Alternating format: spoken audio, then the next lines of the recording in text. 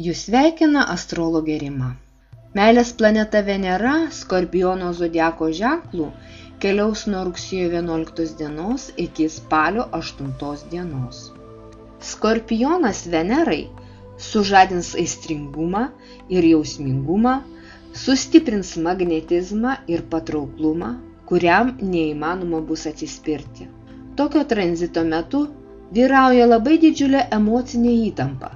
Padidėja jausmingumas, sustiprėja seksualinis geismas.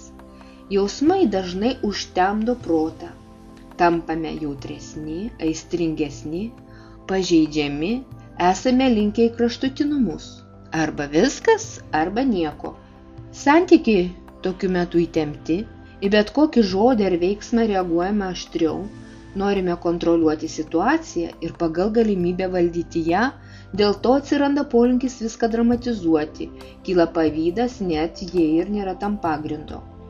Ignoruojami bet kokie draudimai, aistra užvaldo absoliučiai viską, tokiu laiku daugiausiai neištikimybių, ieškoma naujų aštrių potyrių, daugiau sau leidžiama, peržengiamos ribos.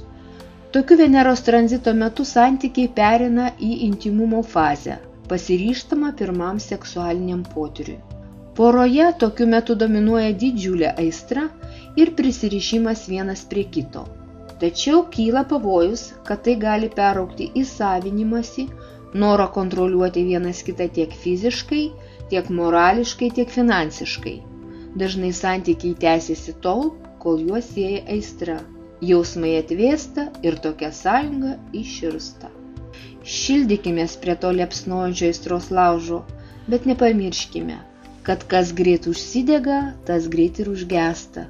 Ir kad didžiulė ugnis sudegina viską, nepalikdama nieko savo kelyje. Linkiu visiems meilės, laimės ir sėkmės.